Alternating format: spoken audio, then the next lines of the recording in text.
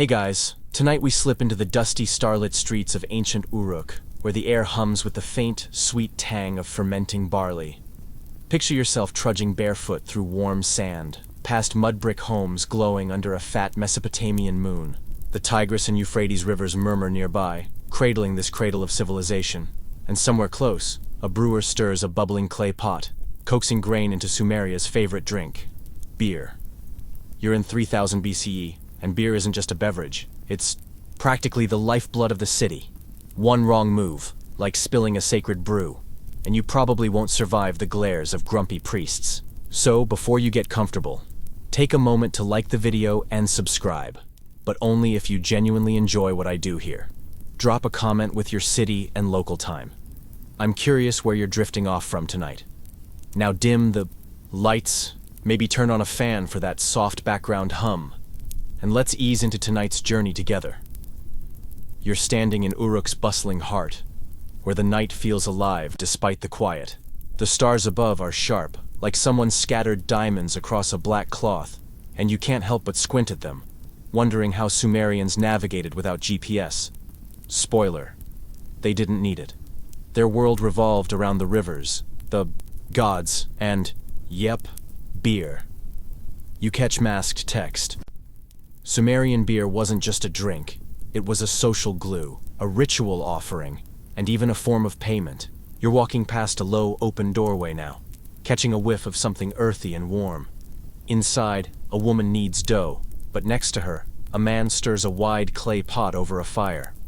That's the brewer, and he's not just making dinner's side dish, he's crafting what kept Sumerian society ticking. Let's pause for a mainstream historical fact.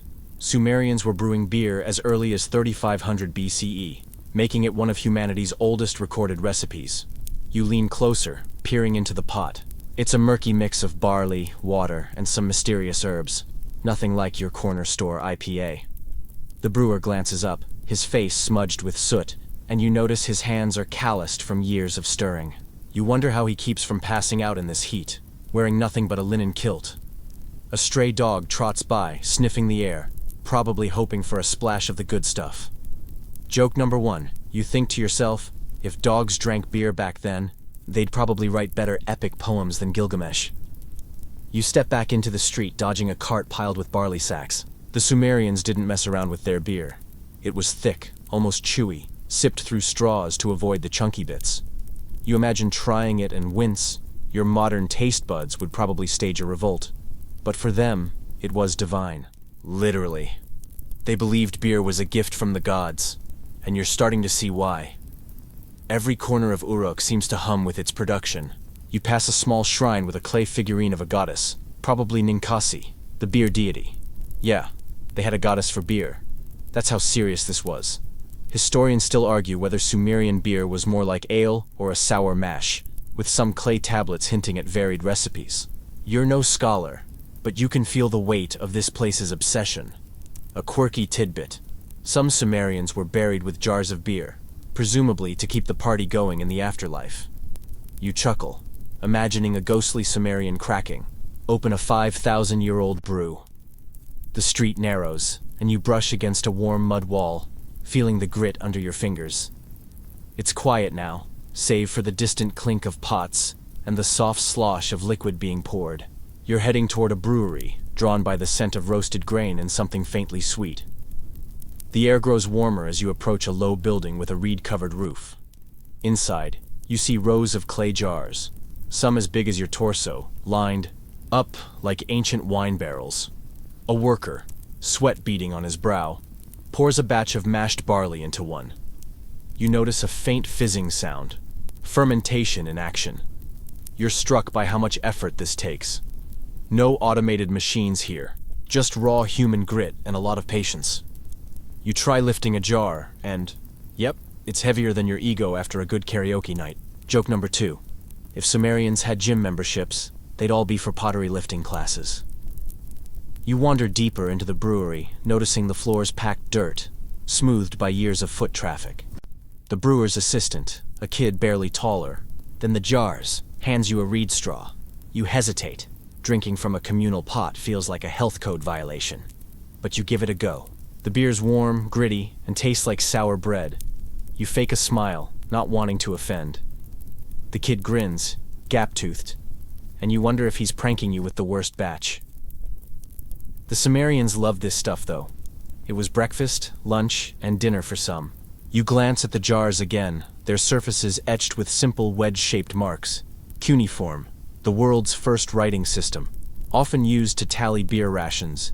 You step outside, feeling the night's cool breath on your skin. A camel grunts, nearby, hauling a load of grain sacks. You realize beer wasn't just a drink here, it was a social engine. People gathered in taverns, shared stories, and sealed deals over it. You imagine a Sumerian bartender cutting you off after one too many, saying, "You've had enough, buddy. No more epic poetry recitals." Joke number 3. If Sumerians had karaoke, every song would be about barley and heartbreak. You pause. By a canal, its water reflecting the moonlight like a liquid mirror. The brewery's glow fades behind you, but the smell lingers in your nostrils. You're starting to get why this mattered so much. Beer wasn't just sustenance, it was connection, ritual, survival. You feel a strange urge to toast the stars above, but you've got no cup, just a reed straw and a head full of ancient vibes. The night stretches on, and you're ready to dive deeper into this world of clay and grain. You're back in Uruk, the night air thick with the scent of barley and wood smoke, as you wander closer to a mud brick brewery humming with quiet purpose. The stars overhead twinkle like they're in on some ancient secret, and you can still taste that gritty Sumerian beer from the last pot you tried. Honestly, it's like drinking a loaf of bread with a side of regret. You're here to uncover the sacred rituals behind this brewing obsession, and trust me, it's weirder than you'd expect. The Sumerians didn't just slap some grain in a pot and call it a day. They treated beer like a divine art form, and you're about to step into their holy kitchen. You duck under a low doorway, brushing past a woven reed mat that smells faintly of dust and herbs. Inside, the brewery feels like a temple, all dim light and hushed voices. A brewer, his linen kilt stained with barley mash, kneels before a small clay altar. He's muttering something, pouring a splash of beer onto the ground. You lean in, catching the words.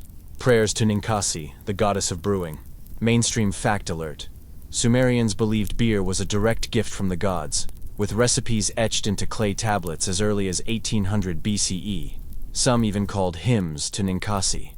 You smirk, imagining a Sumerian priest double-checking the recipe, like it's a sacred grocery list. The brewer stands, wiping his hands on his kilt, and you notice the altar's got a tiny figurine of a woman holding a jar. That's Ninkasi, the MVP of Mesopotamian happy hour. You're tempted to bow, but you're not sure if that's protocol or just the beer fumes talking. The air's heavy with the sweet, sour smell of fermenting grain, and you can hear the soft gurgle of liquid in nearby jars. You step closer, peering into one, a murky, bubbling brew that looks like it could double as soup. A quirky tidbit. Sumerians sometimes added dates or honey to their beer, making it a sweet treat for festivals. You imagine sipping a honey-laced brew and wonder if it'd taste better than the last batch. Spoiler, probably not. You follow the brewer as he moves to a row of clay pots, each sealed with a reed cap. He's methodical, checking each one like a chef fussing over a soufflé. You notice he's using a long reed straw to sample one, slurping loudly enough to make you wince. Joke number 1. If Sumerians had Yelp, this guy's brewery would get 5 stars for authentic vibes, questionable hygiene. You give it a try, poking a straw into a pot. The beer's warm, thick, and leaves a gritty film on your tongue.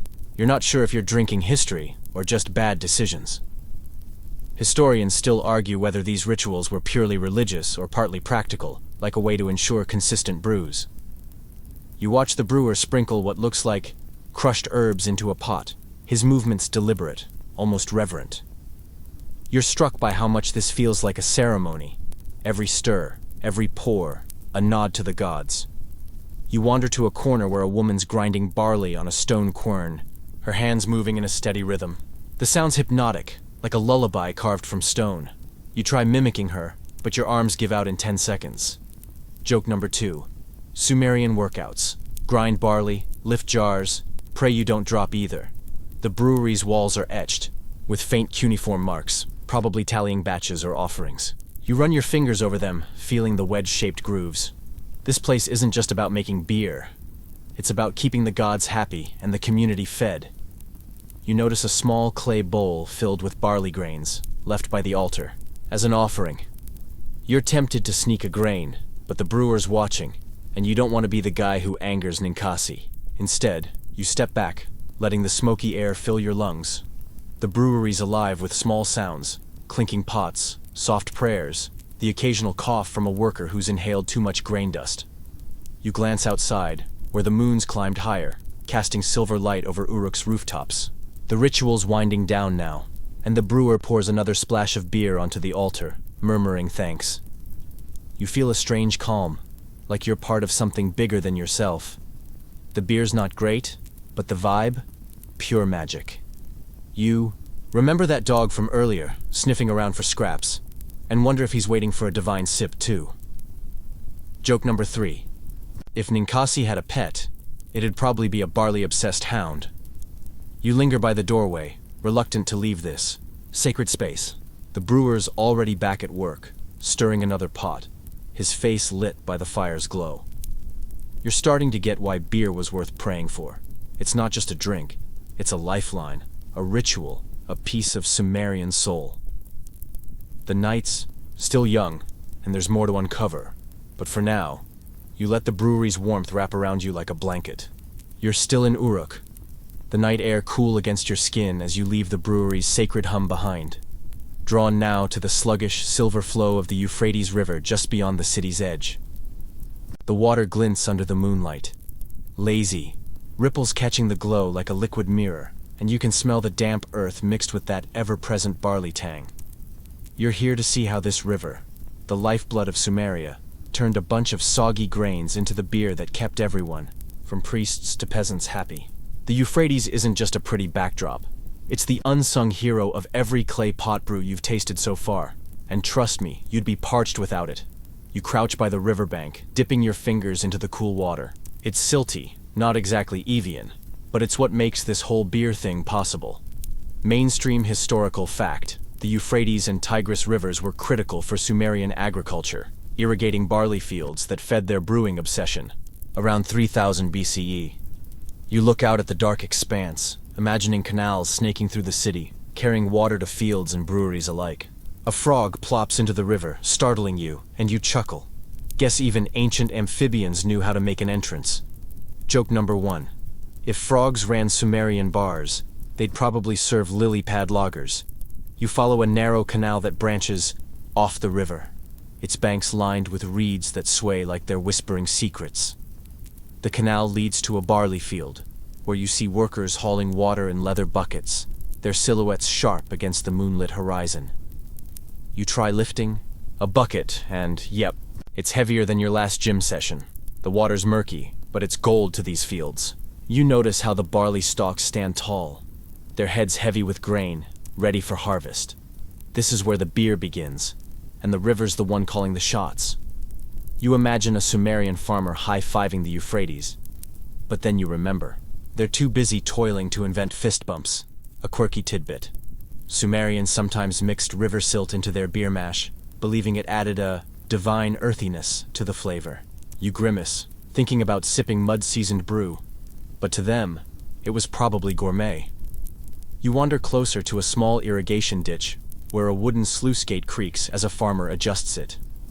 The water flows in a steady trickle, soaking the soil, and you can almost hear the barley roots slurping it up.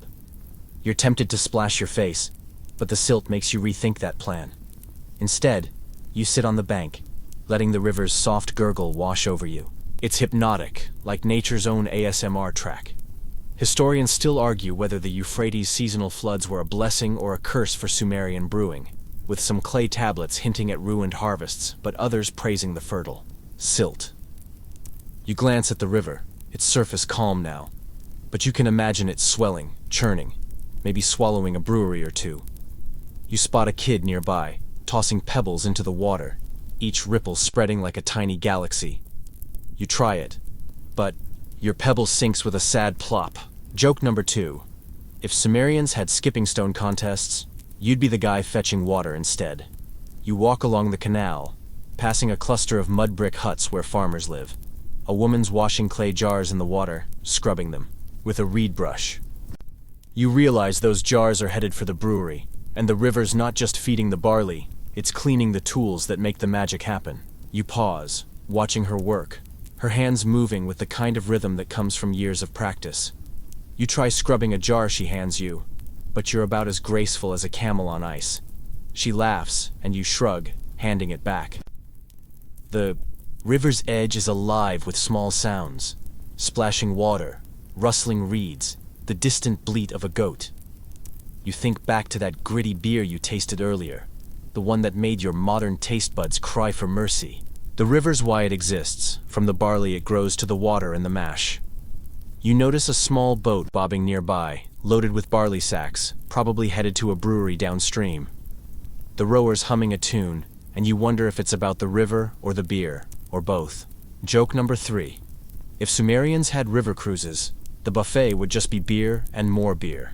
You linger by the Euphrates a bit longer, the cool air soothing after the brewery's heat. The river's steady flow feels like a promise, tying the fields to the city, the barley to the brew. You're starting to get why the Sumerians revered this water. It's not just a river, it's the heartbeat of their world. The night stretches on, and you're ready to follow the beer's journey, deeper into Uruk's soul. You're back in the heart of Uruk, the night air soft and heavy with the scent of baked earth and distant barley fields, as you approach a small mud brick shrine glowing faintly under torchlight. The stars above wink like they know something. You don't. And you're still carrying the memory of that silty river water from the Euphrates, the unsung hero of Sumerian beer. Now, you're about to meet the real star of the show, Ninkasi, the goddess of brewing, whose divine vibes supposedly make every clay pot of beer taste like a gift from the heavens. You're stepping into her world, where brewing isn't just a craft. It's a sacred dance with the divine, and you're about to get a front row seat. You pause at the shrine's entrance, brushing past a curtain of woven reeds that smells faintly of smoke. Inside, the air's thick with incense, something sharp and herbal that tickles your nose. A clay statue of Ninkasi stands on a low pedestal, her carved eyes serene, holding a jar that looks suspiciously like the ones in the brewery.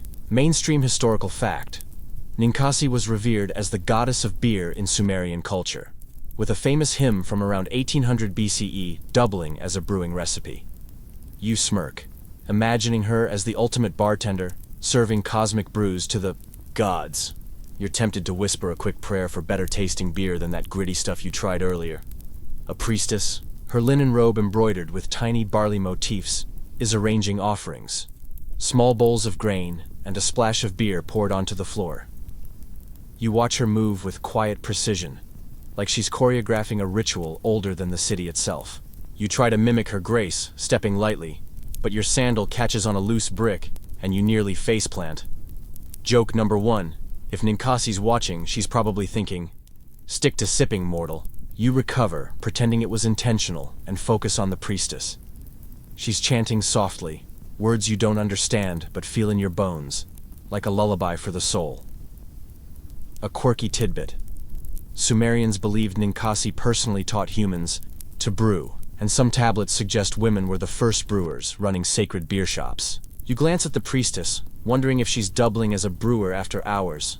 She catches your eye and offers you a sip from a tiny clay cup. You hesitate. Communal cups still feel like a gamble, but you take a swig. It's sweeter than the last batch, maybe spiked with dates, but still thick enough to chew. You nod politely, though your taste buds are begging for a soda. The shrine's walls are etched with cuneiform, probably prayers or recipes, and you trace a wedge-shaped mark, feeling the clay's cool grit under your fingers.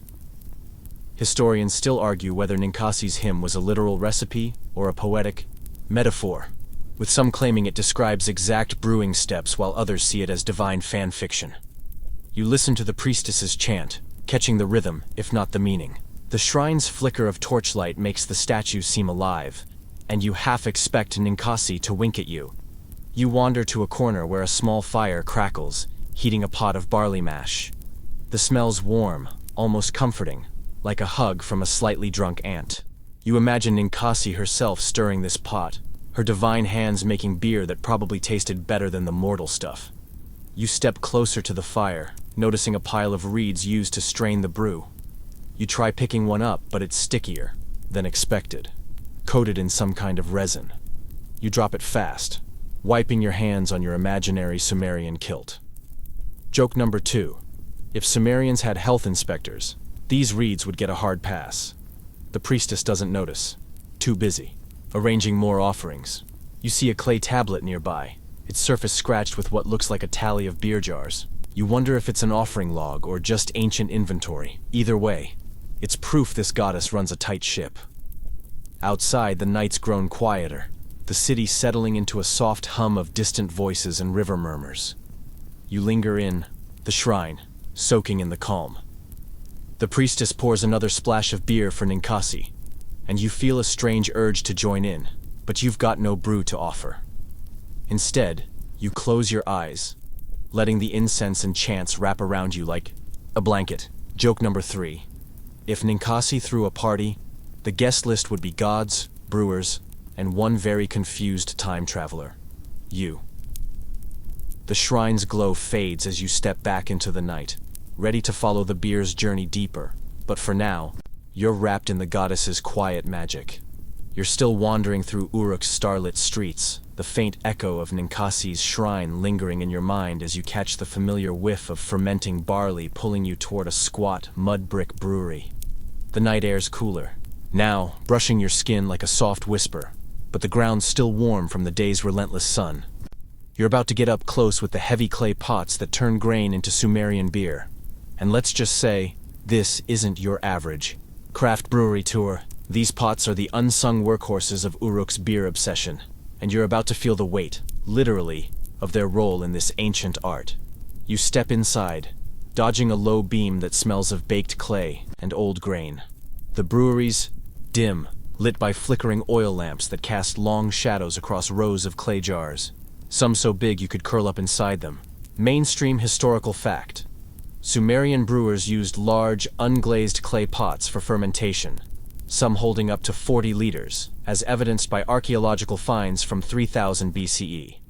You approach one, running your hand along its rough surface, feeling the grooves where a potter's fingers shaped it. It's heavier than your worst breakup baggage, and you wonder how anyone hauled these without a forklift. Joke number 1. If Sumerians had moving companies, they'd charge extra for pot-lifting heartbreak. A brewer, his arms dusted with barley flour, is stirring a pot with a wooden paddle, sweat beading on his brow.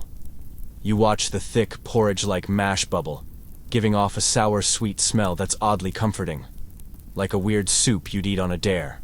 You lean in, curious, and he hands you the paddle.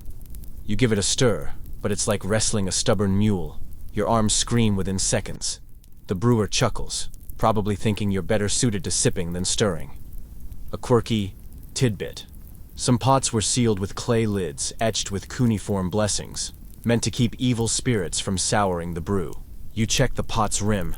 No blessings here, just a stray barley husk stuck in the clay.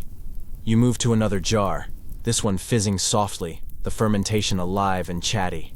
You imagine the yeast working its magic, turning sugar into alcohol, like an ancient alchemist.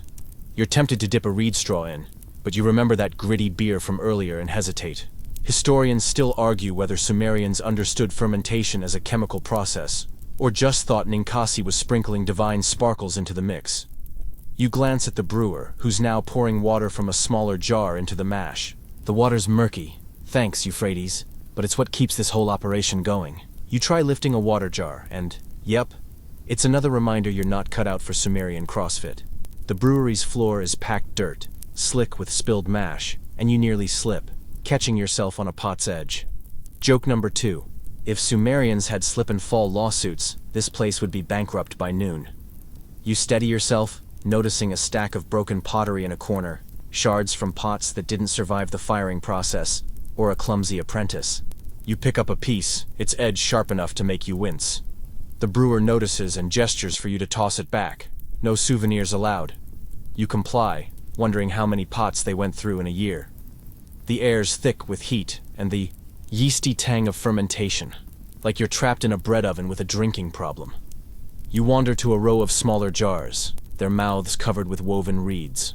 A woman's tying one shut, her fingers deft despite the sticky resin on the reeds. You try mimicking her knot, but it unravels faster than a bad sitcom.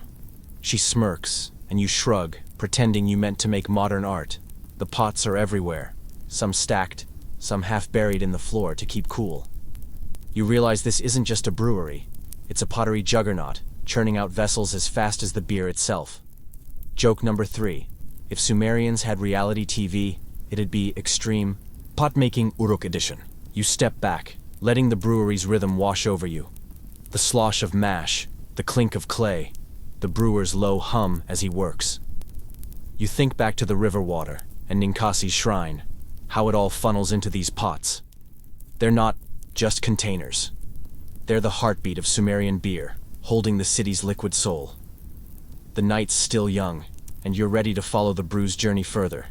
But for now, you're caught in the quiet magic of clay and patience.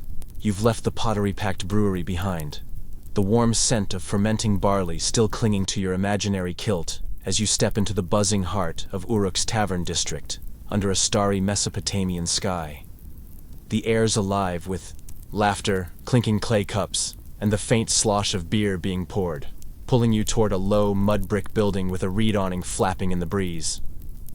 You're about to dive into the chaotic, cozy world of a Sumerian beer house, where locals gather to sip, swap stories, and maybe settle a debt or two with a jar of brew. This isn't your hipster craft bar with mood lighting. It's loud, sweaty, and smells like a mix of grain and questionable life choices.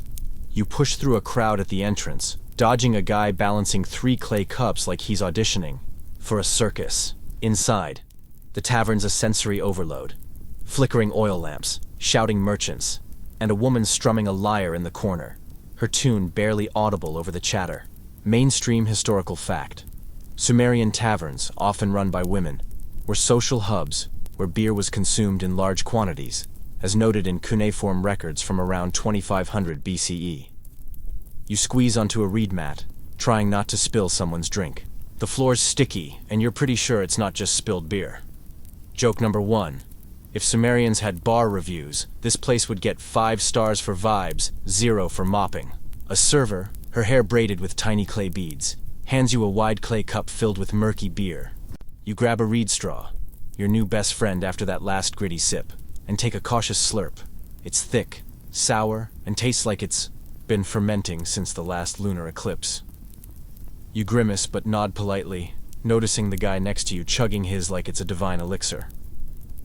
You scan the room, seeing laborers, scribes, even a priest or two, all united by their love for this chewy brew.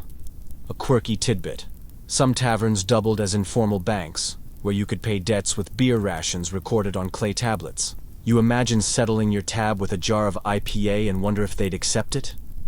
The noise level's intense. Think sports bar during a playoff game but with more kilts. You catch snippets of conversation. A farmer complaining about floods, a trader bragging about his trip up the Euphrates. You lean closer, trying to eavesdrop, but someone bumps your elbow, nearly sending your cup flying. Joke number 2. If Sumerians had bar fights, they'd probably just throw pottery and call it a day. You steady your drink, noticing the server, weaving through the crowd, refilling cups from a massive clay jar. She's got the strength of a wrestler and the patience of a saint, dodging grabby hands and bad pickup lines. Historians still argue whether taverns were egalitarian spaces or strictly for the working class, with some tablets suggesting even elites popped in for a drink. You glance at a guy in a fancier kilt, sipping daintily through a straw, and wonder if he's slumming it or just really loves the vibe. The lyre player switches to a slower tune, and the crowd quiets a fraction, giving you a moment to breathe. You notice a clay tablet on the wall, etched with what looks like a drink menu or maybe a tally of who owes what. You try deciphering it, but cuneiform's not your strong suit. Your high school history teacher would be so disappointed. You take another sip, the beer growing on you, or maybe you're just getting used to the grit. The tavern's warmth wraps around you, the chatter blending into a soothing hum, like a white noise machine with a Mesopotamian twist. You spot a kid sneaking sips from an unattended cup, and you can't help but grin. Some things never change. Joke number 3. If Sumerians had underage drinking laws, this kid would be grounded until the next dynasty. You lean back, letting the tavern's energy pull you in, feeling like you're part of Uruk's heartbeat. The night's still buzzing, and you're reluctant to leave this lively chaos. You think back to the river, the shrine, the heavy pots, all leading to this moment where beer turns strangers into storytellers. The server refills your cup, and you raise it in a silent toast to Ninkasi, the goddess who's probably chuckling at your straw technique. You're ready to follow the brew's journey further, but for now, you're soaking in the tavern's messy, beautiful life. You're weaving through Uruk's dusty streets, the tavern's raucous laughter fading behind you as the cool night air carries the faint, sweet scent of barley and river water. The stars above glitter like scattered coins, guiding you toward the city's bustling market district, where the real journey of Sumerian beer unfolds, its role in trade. You're about to see how this murky brew wasn't just a tavern staple, but a liquid currency that crossed deserts and rivers, tying Uruk to far-off lands.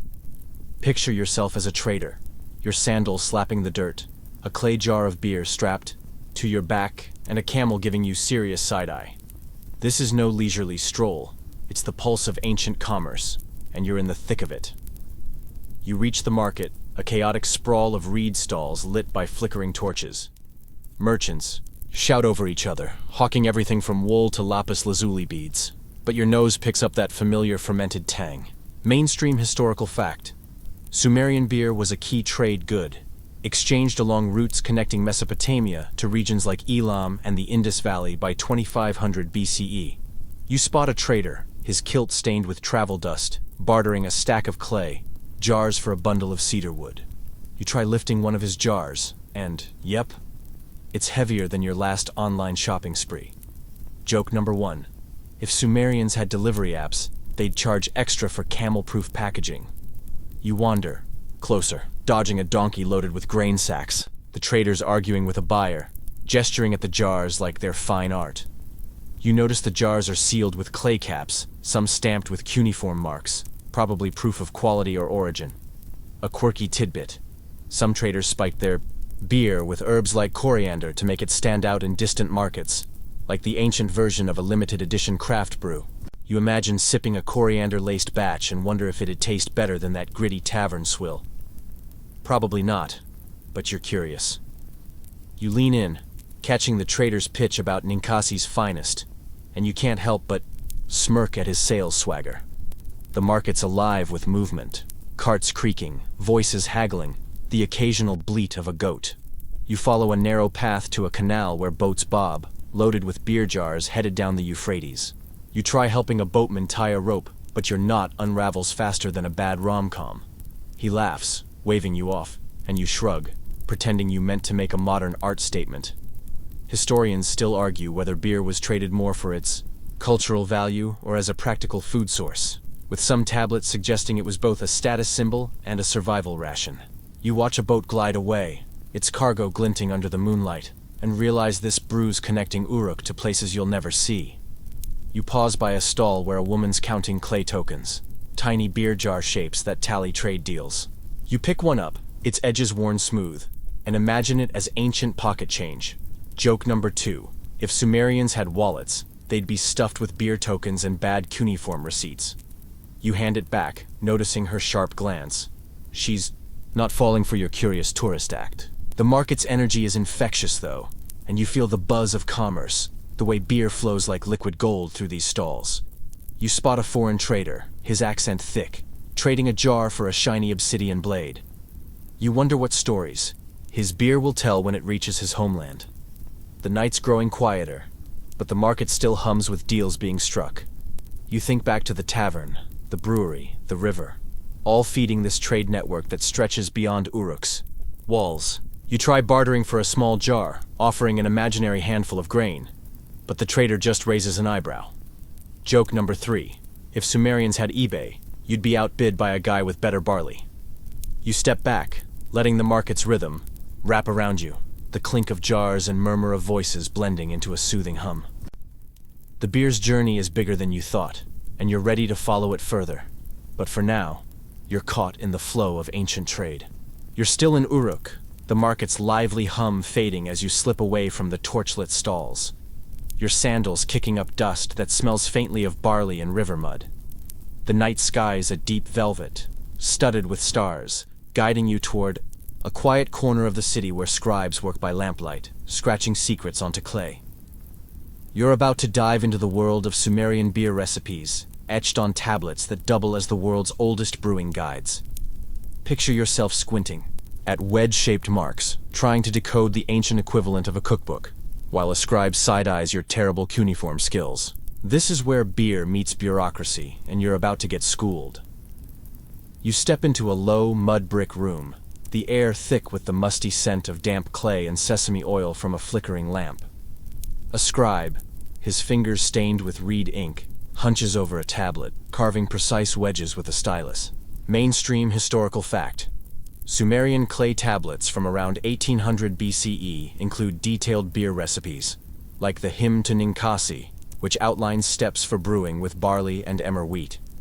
You peer over his shoulder, trying to make sense of the marks, but it's like reading alien hieroglyphs. You're tempted to ask for a translation, but the scribe's focus is sharper than a freshly fired pot. Joke number 1. If Sumerians had cooking shows, this guy's cuneiform kitchen would be a hit. The tablet's small, about the size of your hand, but packed with tiny wedges that tell a story of grain, water, and time. You notice a stack of similar tablets, some cracked, others pristine, lined up like ancient library books. A quirky tidbit: some recipes mention bapir, a fermented bread used as a starter for beer, which scribes described as a sacred ingredient. You imagine biting into bapir and wince. It's probably less sourdough and more sour brick. You pick up a blank clay square pretending to scribe your own recipe, but your wedges look like a toddler's doodles. The scribe glances up, unimpressed, and you set it down, muttering about modern pens being easier. You move to a corner where a younger scribe's practicing, his stylus slipping and smudging the clay. You try offering a tip. Bad idea. He glares, and you back off, remembering that river water you tasted earlier. It's probably safer than this guy's temper. Historians still argue whether these tablets were practical guides or ritual texts, with some suggesting scribes wrote them to honor Ninkasi, rather than just to brew. You watch the older scribe finish a line, his movements hypnotic, like he's channeling the goddess herself. The lamp's flicker makes the wedges dance, and you feel a strange calm, like you're watching history being written one poke at a time. You notice a tablet with a drawing, a crude jar with liquid pouring out, maybe a brewing diagram. You try sketching one yourself on a scrap of clay, but it looks more like a lopsided smiley face. Joke number 2. If Sumerians had art class, you'd be stuck in remedial cuneiform. You hand it back to the younger scribe, who's now smirking at your attempt.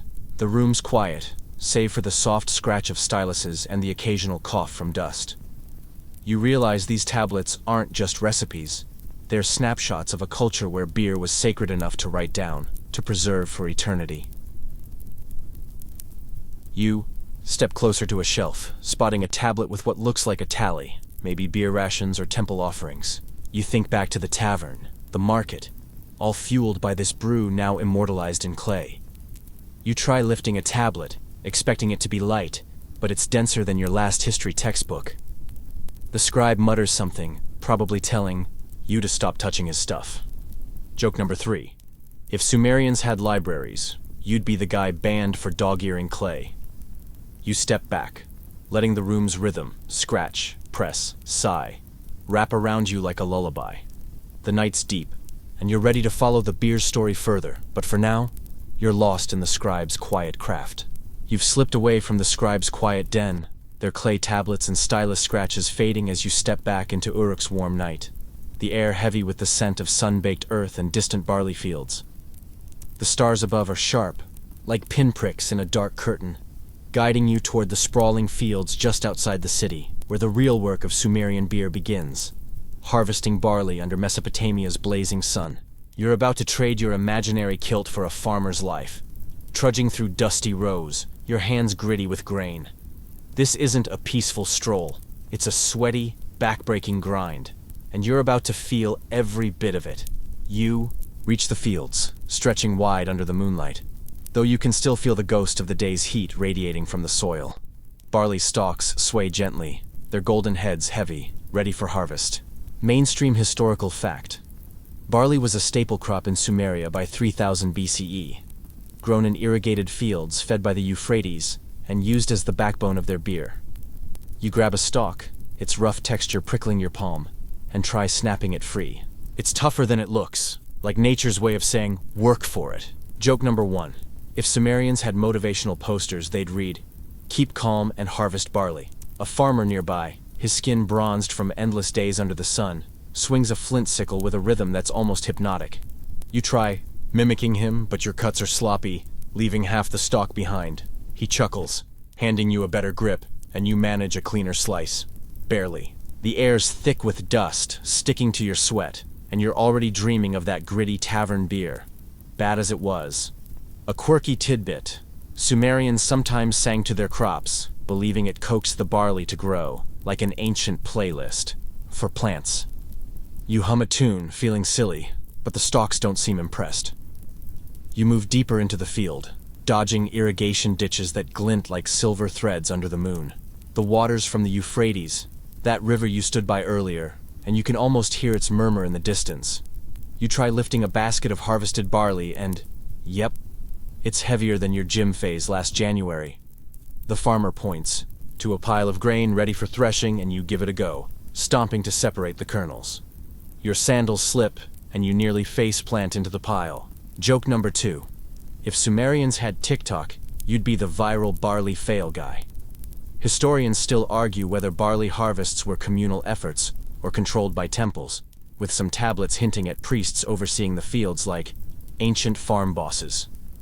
You glance at a worker wearing a clay amulet, maybe a nod to Ninkasi, and wonder if he's praying for a good yield or just a break from the sun. The field's alive with sounds, rustling stalks, the soft thud of sickles, a distant donkey braying. You notice a kid tossing grain into a basket, his hands quick despite the heat. You try helping, but your toss scatters more than it collects, earning you a playful eye roll. The barley's golden glow feels almost sacred under the moonlight, and you realize this is where the beer you've been sipping started, right here, in the dirt and sweat. You think back to the tavern's chaos, the market's trades, all built on these fields. You wipe your brow, feeling the grit of dust and grain, and wonder how farmers did this daily without modern AC. Joke number 3. If Sumerians had unions, these guys would have demanded shade breaks centuries ago. You pause, letting the field's quiet rhythm, swish of sickles, crunch of stalks, wrap around you like a warm blanket. The night's settling in, and the field feels like a world apart, tied to Uruk, yet rooted in the earth. You're ready to follow the barley's journey back to the city. But for now, you're caught in the slow, steady pulse of the harvest, where every stalk is a step toward that sacred brew. You're trudging back from Uruk's barley fields, the dusty scent of grain still clinging to your sandals as you re-enter the city's maze of mud brick streets, the night air now thick with the hum of community life. The stars above twinkle, like they're cheering you on, guiding you toward a bustling neighborhood where Sumerian beer does more than fill cups. It binds people together, from laborers sharing a straw to priests toasting the gods. You're about to see how this murky brew glues Uruk's social fabric, turning strangers into friends and festivals into sacred parties. Picture yourself squeezing onto a crowded reed mat, the chatter of voices washing over you like a warm wave. And yeah, that gritty beer's still on your mind. You slip into a courtyard where a small crowd's gathered, their laughter mixing with the clink of clay cups. Torches flicker, casting golden light on faces flushed from sipping. Mainstream historical fact. Beer was central to Sumerian social life, consumed at communal feasts and religious festivals, with records from 2500 BCE showing rations distributed to workers and elites alike. You wedge yourself between a weaver and a potter, trying not to spill their drinks. The beer's passed around in a shared jar, and you grab a reed straw, bracing for that familiar chewy tang. It hits like a sour loaf, but the crowd's vibe makes it bearable. Joke number 1. If Sumerians had social media, they'd post blurry beer jar selfies with your community vibes. A woman across the mat's telling a story about a trader who swapped a cow for 10 jars of beer, and the crowd roars. You lean in, catching the warmth of their connection, and realize beer's the glue here. Everyone's sipping, sharing, bonding. A quirky tidbit. Sumerians sometimes held beer banquets, where entire neighborhoods drank together, sealing alliances or just blowing off steam. You imagine hosting one, but your modern playlist would probably confuse them. You pass the jar to the potter, who takes a long slurp, his clay-stained hands gripping it like a treasure. You try mimicking his enthusiasm, but your sip ends in a cough. Yep, still gritty. The courtyard's alive with small moments. A kid sneaking a sip, a couple arguing over who drank more, an old man humming a hymn to Ninkasi. You think back to that shrine, the river, the fields, all feeding this moment. Historians still argue whether beer's social role was about unity or control, with some tablets suggesting temples used rations to keep workers loyal. You watch a priest pour a splash of beer onto the ground, an offering that quiets the crowd for a moment. You try copying him, but your splash misses the mark, earning a chuckle from the weaver. Joke number 2. If Sumerians had party fouls, you'd be the guy mopping up sacred spills. You notice a clay tablet being passed around, etched with cuneiform, maybe a guest list or a tally of who owes beer. You squint at it, pretending you can read, but it's like deciphering a cosmic grocery list. The crowd's energy pulls you back, their voices blending into a soothing hum, like a campfire story session with extra fermentation. You spot a musician plucking a lyre, the notes soft but piercing, and you sway a little, caught in the rhythm. You try clapping along, but your timing's off, and the potter grins like you're the village jester. The night's deepening, and the courtyard feels like Uruk's beating heart, every sip tying people closer. You think of the tavern's chaos, the market's trades, all flowing into this shared moment. You raise your cup, toasting silently to the community, though you're still not sold on the beer's taste. Joke number 3. If Sumerians had Yelp, this courtyard would get 5 stars for vibes, 1 for flavor. You lean back, letting the laughter and clinks wrap around you like a blanket, ready to follow the brew's journey further, but savoring this slice of Sumerian togetherness. You're easing out of Uruk's lively courtyard, the echo of laughter and clinking cups fading as you wander toward the grander side of the city, where torchlit ziggurats loom against the starry sky. The air carries a faint whiff of roasted barley and incense, pulling you toward a sprawling palace courtyard, where Sumerian kings host feasts that make the tavern look like a backyard barbecue. You're about to step into the royal world of beer, where clay jars flow like liquid gold, and every sip is a nod to power, gods, and probably a little showing off. Picture yourself dodging haughty nobles, your reed straw at the ready, trying not to spill on someone's fancy kilt. You slip through a massive gate, the stone cool under your fingers, and enter a courtyard buzzing with activity. Servants hustle, balancing trays of bread and, yep, huge jars of beer. Mainstream historical fact: Sumerian kings, like those of Ur around 2500 BCE, used beer in lavish feasts to display wealth and honor the gods, with cuneiform records detailing rations for royal banquets. You grab a spot near a low table, watching a server pour beer from a jar etched with cuneiform blessings. The brew's less gritty than the taverns, maybe reserved for the elite. You take a sip, and it's still chewy, but there's a hint of honey. Fancy. Joke number 1. If Sumerians had sommeliers, they'd swirl their straws and mumble about barley notes. A noble in a fringed kilt glares as you bump his elbow, nearly spilling his drink. You mutter an apology, feeling like the kid who wandered into the VIP section. The king's at the far end, seated on a throne-like chair, sipping through a golden straw, because of course he is. You notice the crowd's quieter here, more reverent, like they're drinking with Ninkasi herself. A quirky tidbit: royal feasts sometimes included divine beer, brewed in temples and reserved for kings to commune with the gods. You imagine the king sipping, expecting a vision, while you're just hoping not to choke on a barley husk. Servants weave through, refilling jars, and you try helping carry one. Bad move. It's heavier than your entire gym history, and you nearly drop it, earning a scowl from a priest nearby. Joke number 2. If Sumerians had catering gigs, you'd be fired before the first course. You set it down, pretending it was a strength. Test and focus on the feast. Tables groan under platters of flatbread, dates, and fish, but the beer's the star.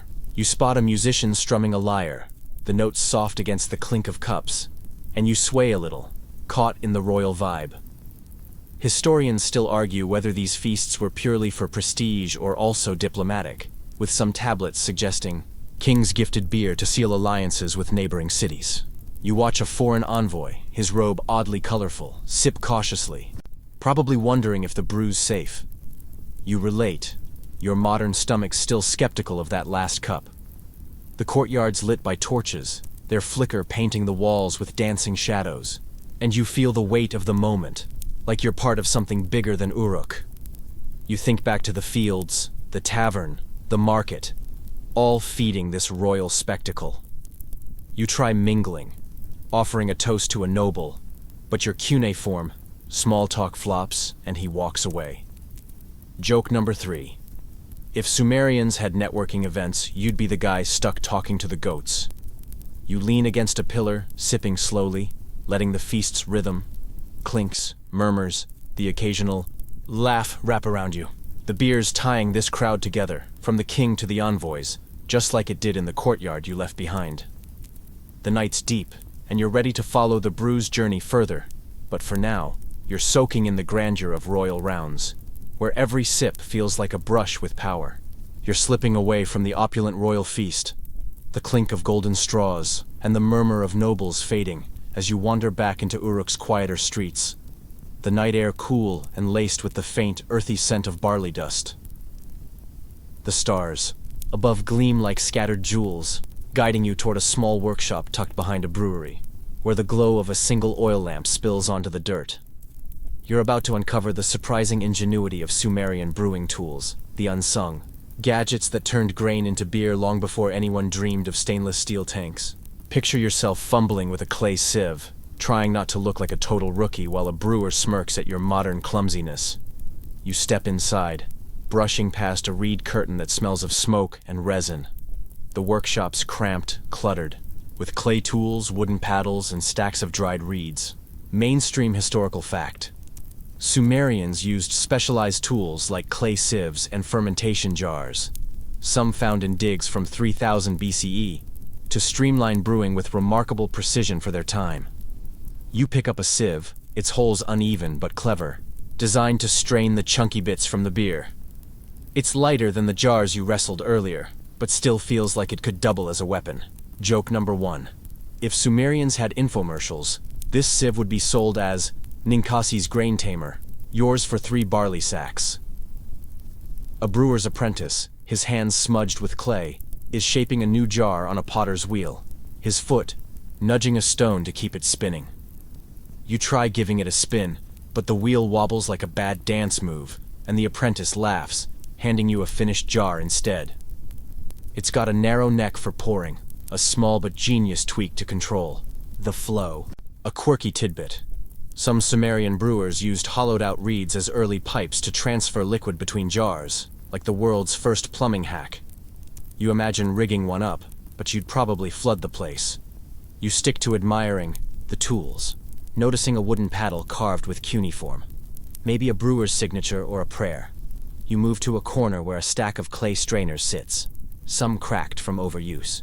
You try straining a handful of barley mash through one, but half of it spills, sticking to your hands like ancient glue. The apprentice shakes his head, clearly unimpressed. Joke number 2. If Sumerians had apprenticeships, you'd be stuck, cleaning reeds for a decade.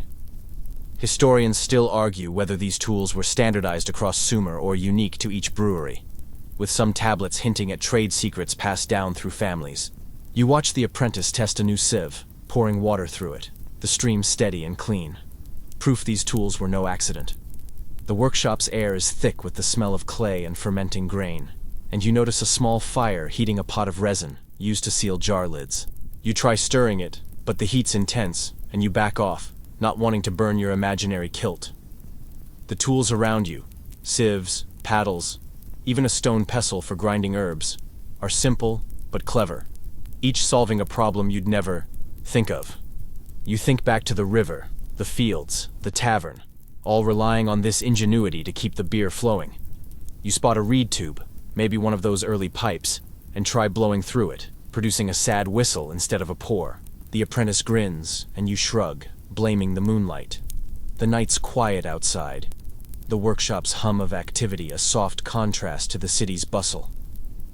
You feel a strange respect for these tools, the hands that made them, the minds that figured out how to turn barley into joy. Joke number 3. If Sumerians had patents, this workshop would be the ancient equivalent of a tech startup.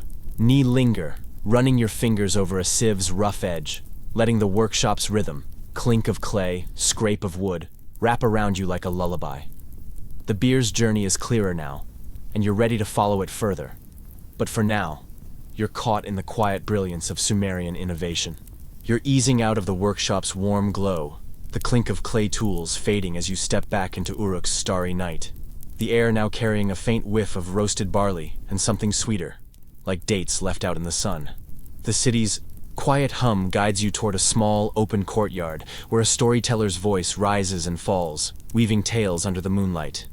You're about to dive into the beer-soaked myths of Sumerian creation stories, where gods sip brews and shape the world with tipsy grandeur.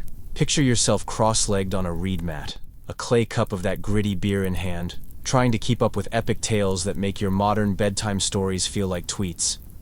You settle into the crowd, the ground still warm from the day's heat, and catch the storyteller's animated gestures, his hands painting pictures in the air. Mainstream historical fact. Sumerian myths, like those in the Epic of Gilgamesh from around 2100 BCE, often feature beer as a divine gift, with gods like Enki drinking it during creation feasts. The storytellers describing Enki, the god of wisdom, sipping beer while crafting rivers, and you can't help but grin. Imagine a god brainstorming the Euphrates with a buzz. You take a sip from your cup, the sour tang hitting hard, and wince. Joke number 1. If gods drank this beer, they'd invent hangovers before humans. The crowd's hooked, leaning in as the storyteller spins a tale of Ninkasi brewing the first batch to settle a divine argument. A quirky tidbit. Some myths claim beer was born when Ninkasi mixed her spit with barley, a detail you wish you could unhear as you glance at your cup. You try passing it to the person next to you, a grizzled trader who slurps happily, unfazed.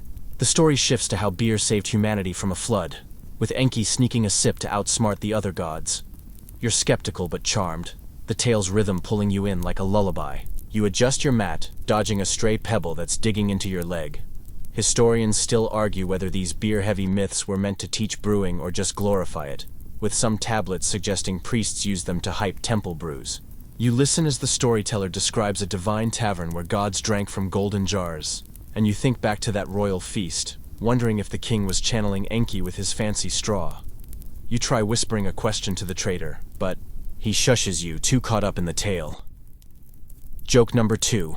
If Sumerians had open mic nights, you'd be the guy heckling about fermentation facts.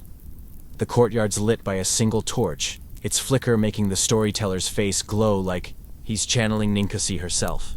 You notice a kid in the crowd mimicking his gestures, waving an imaginary cup, and you stifle a laugh. The story's pace slows, describing how beer flowed from the heavens to Uruk's fields, tying the gods to the barley you saw harvested. You sip again, the taste growing on you. Or maybe you're just tired. The crowd murmurs approval as the tale wraps, and you feel a strange connection, like you're part of this ancient narrative. You lean back, the mat's weave pressing into your palms, and let the storyteller's voice wash over you. The night's deep, the air soft with the scent of clay and grain. You think of the tavern, the market, the shrine, all woven into these myths that make beer more than a drink. Joke number 3. If Sumerians had podcasts, this guy's myths and mugs would have a cult following. You're reluctant to leave the courtyard's magic, but the beer's journey calls, and you're ready to follow it further, wrapped in the glow of stories that taste as real as the brew in your hand. You're drifting away from the storyteller's moonlit courtyard, the echo of divine beer tales lingering as you wander through Uruk's shadowed streets, the night air cool and tinged with the familiar scent of barley and river mud. The stars, above, glitter like scattered trade tokens, guiding you back to the bustling market district, where the day's commerce has quieted, but the pulse of exchange still hums. You're about to step into the world where Sumerian beer doubles as currency, traded like coins in a marketplace that never sleeps. Picture yourself haggling with a merchant, your clay jar of brew worth more than gold, while a camel nearby chews cud and judges your bargaining skills. You reach the market, its stalls now half empty but still lit by flickering oil lamps. A merchant, his kilt dusted with travel grit, counts clay tokens shaped like tiny beer jars, each one a promise of payment. Mainstream historical fact: by 3000 BCE, Sumerians used beer as a form of currency, with cuneiform tablets recording it as payment. For labor and goods, especially in temple economies. You pick up a token, its edges smooth from handling, and imagine swapping it for a loaf of bread or a new sandal. It's heavier than you expected, like a physical reminder of beer's worth. Joke number 1. If Sumerians had ATMs, they'd dispense clay tokens and warm beer. You approach a stall where a woman's bartering, offering a jar of beer for a bundle of reeds. You try joining in, holding up an imaginary jar, but your haggling skills are as smooth as that gritty brew you sipped earlier. She waves you off with a smirk. A quirky tidbit: some tablets show beer rations were standardized, with specific shekel measures of brew traded for everything from goats to labor contracts. You watch her seal the deal, scratching a mark on a clay tablet, and you're tempted to try, but your cuneiform's more doodle than deal closer. You think back to the market you saw earlier, its chaos now making sense. Beer wasn't just a drink, it was money. The market's quieter now, but you hear the clink of jars and the low hum of late-night deals. You spot a trader exchanging a beer jar for a shiny obsidian blade, his grin wide as he tests its edge. You try lifting another jar to join the trade, but it's heavier than your gym ambitions and you nearly tip it over. Joke number 2. If Sumerians had flea markets, you'd be the guy stuck carrying the unsold pots. Historians still argue whether beer's use as currency was practical or symbolic, with some suggesting it was more about social trust than actual value. You watch the trader pocket his blade, wondering if he'll spend his beer money on more barley.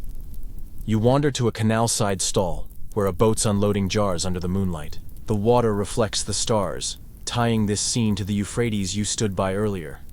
You try helping stack a jar, but your balance wobbles, and the boatman laughs, steadying it for you. The market's rhythm, clinks, murmurs, the occasional donkey bray, feels like a heartbeat, with beer as its lifeblood. You notice a kid sneaking a sip from an unguarded jar, and you grin, remembering the tavern's chaos. You're tempted to scold him, but he's too quick, darting into the shadows. The night's deep, and the market's glow feels like a warm embrace. Every trade a nod to the fields, the brewery, the myths you've followed. You try one last barter, offering a smile for a token, but the merchant just chuckles. Joke number 3. If Sumerians had credit scores, yours would be one jar and a bad handshake. You lean against a stall, letting the market's hum wrap around you, the scent of clay and grain grounding you in Uruk's economy of ale. You're ready to follow the beer's journey one last time, but for now, you're caught in the quiet magic of trade under the stars. You're easing away from Uruk's market, the clink of clay tokens and merchants' murmurs fading as you wander toward a quiet brewery on the city's edge, where the glow of a dying fire casts soft shadows on mud brick walls. The night air's gentle now, carrying the familiar scent of barley and warm clay, the stars above fading into a velvet sky. You're about to rest by the brewery's hearth, where the day's brewing has slowed, and the world feels soft, like a blanket woven from Sumerian nights. This is the end of your journey through beer's ancient story, and it's time to let the firelight and the hum of Uruk lull you into calm.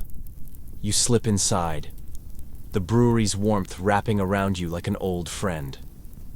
The fire's embers glow, faintly, and a brewer, his hands still dusted with grain, stirs a final pot with a slow, deliberate rhythm. Mainstream historical fact: Sumerian breweries, active since at least 3000 BCE, were often small, family-run operations tied to temples, producing beer for both daily life and sacred rituals. You settle onto a reed mat near the fire, the ground cool but comforting. The pot's contents bubble softly, a faint fizz that feels like the brewery's heartbeat. You try lifting a nearby jar, but it's heavy, like your eyelids after a long day. Joke number 1. If Sumerians had night shifts, this brewer's coffee would just be more beer. The air's thick with the sweet-sour tang of fermentation, and you notice a small clay figurine of Ninkasi tucked in a corner, watching over the pots, A quirky tidbit. Some brewers left tiny beer offerings at their hearths, believing it kept the goddess's favor for the next batch. You imagine splashing a sip onto the fire, but you're too cozy to move. The brewer hums a low tune, maybe a hymn from that storyteller's courtyard, and you sway slightly, caught in its soothing cadence.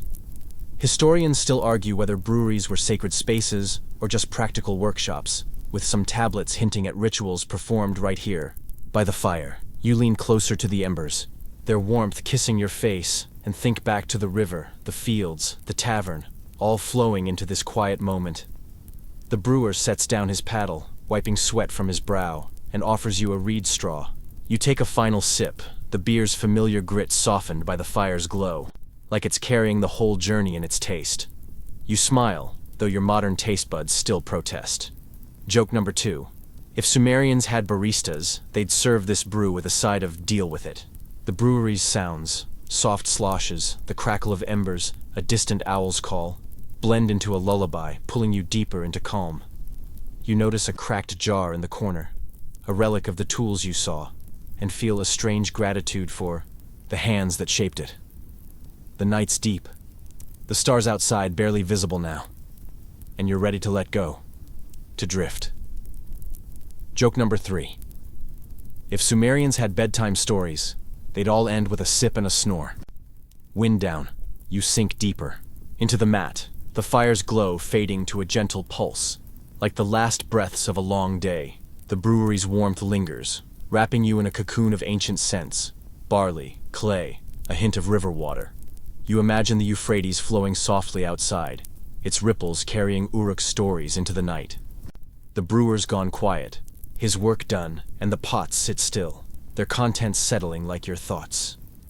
You breathe slowly, each inhale tasting of earth and grain, each exhale easing you closer to rest. The stars, the river, the myths, they all blur into a soft hum, a melody older than time. Let the fire's last embers guide you, their light a gentle whisper, promising peace. You're safe here, in Uruk's heart, where beer and dreams weave together. Drift now, let the night take you, and sleep.